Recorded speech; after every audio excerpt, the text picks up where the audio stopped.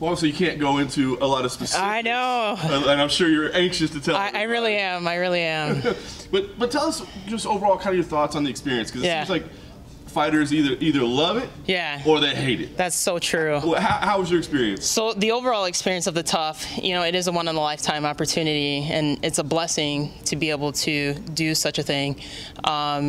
Hence, I can't give away too much information, but what I can tell you is that there's some hell of a fights that will be taking place this season. So I'm really excited about that. As well as being on a reality show comes a lot of drama. So with that comes not only the physical aspect of it, but also the emotional side. So it's going to be interesting to see how everything pans out on actually national TV. But for the most part, I don't think that anyone would be disappointed this season. This is the last season, however, so I think we actually finished on a good bang. So again, I'm anticipating just to see how they actually did all the editing.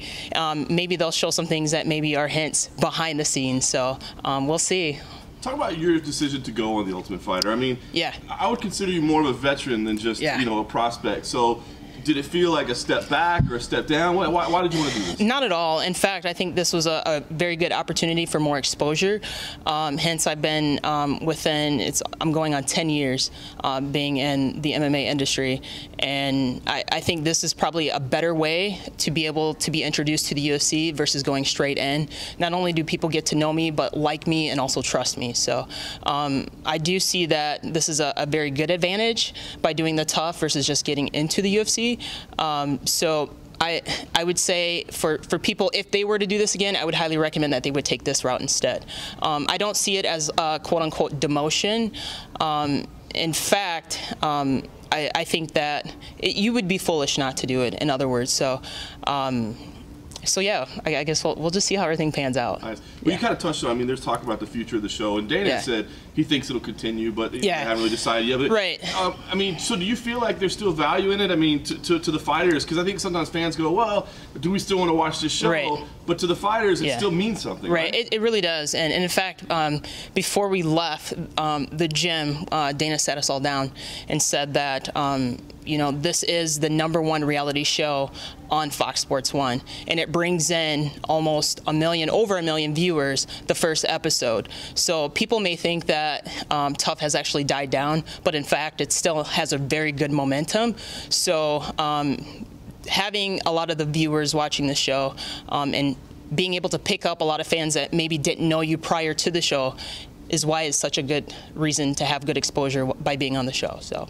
Talk about the quality of the featherweights. You know, people will say that it's the thinnest division, or it is the thinnest division. I think the most frustrating part going in is seeing a lot of the women that didn't make the show, and a lot of the criticism that you'll hear that we're not true featherweights, when in fact it's going into the Tough, there hasn't been one season that you have seen that they're truly at their weight class. So yes, there are bantamweights, including one. Me being one of them, but in fact I could do either or, essentially, and in fact I was probably one of the bigger girls coming into the house being a bantamweight. So it did have its advantage by me being a bantamweight because I didn't have much weight to cut, but it was still a great opportunity, and in fact I think it worked in my favor because I didn't have much weight to cut. But if you're to ask me, you know, which division would you prefer, in all honesty, it wouldn't matter to me. If they had a fight at 145, I'll take it. If it's at 135, I'll take that as well. Nice. You got to see the heavyweights. How did they do? You know, that's frustrating. Living in a house with a bunch of men that can just eat whatever the fuck they want was completely frustrating. So a lot of the women, they're eating really strict and having to stay on track, and just seeing these guys frying chicken and eating just a bunch of garbage. But it's having 15 different personalities living underneath one roof. It's crazy. It really is. And I have to be honest with you. I'd be lying if I said it did not affect me emotionally. For the simple fact you have all these people coming across the world living underneath one roof. I mean, you're bound to get some sort of drama. So. Yeah.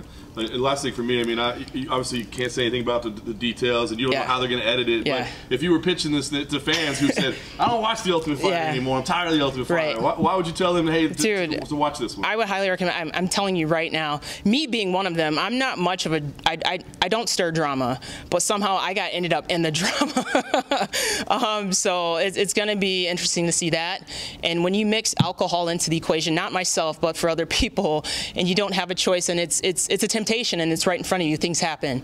So people don't necessarily become themselves when they start to drink. So having that mixed with a bunch of good fights, I would highly recommend. You'd be foolish not to tune in. So.